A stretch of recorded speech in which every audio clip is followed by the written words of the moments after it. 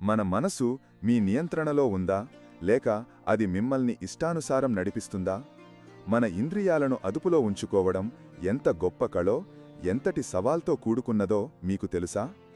నిజానికి మనసును జయించడమే మనిషి జీవితంలో అత్యంత కీలకమైన విజయం. ఈ లోతైన సత్యాన్ని శ్రీకృష్ణుడు భగవద్గీతలో స్పష్టంగా వివరించారు. భగవద్గీత 2వ అధ్యాయం 60 నుండి 63 శ్లోకాలు మన ఇంద్రియాలు ఎలా పనిచేస్తాయో, అవి మనల్ని ఎలా పతనంలోకి నడతాయో వివరిస్తాయి.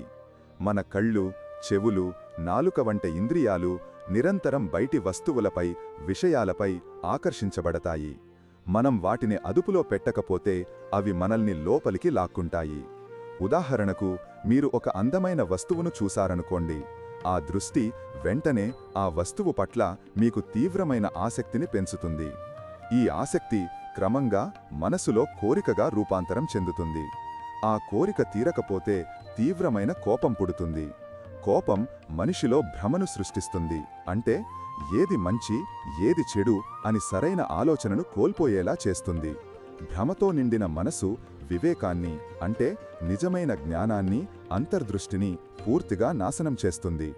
వివేకం కోల్పోతే మనం మన జీవిత లక్ష్యాలను, ఉన్నతమైన మార్గాన్ని మర్చిపోతాం.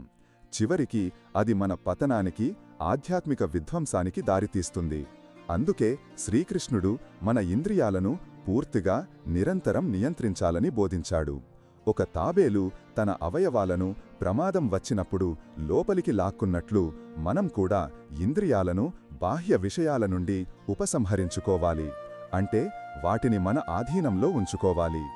ఈ ఇంద్రియ నిగ్రహమే మనసును జయించే ఏకైక, అత్యంత శక్తివంతమైన మార్గం. ఇది మనకు గొప్ప ఆత్మశక్తిని ప్రసాదిస్తుంది. ఇంద్రియాలపై నియంత్రణ సాధించడం ద్వారా మాత్రమే మనం నిజమైన ప్రశాంతతను, అంతర్గత జ్ఞానాన్ని పొందగలం.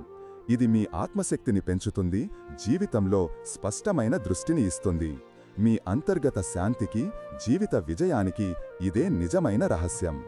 మరిన్ని విషయాల కోసం ద హిందూ పాత్ని ఫాలో చేయండి.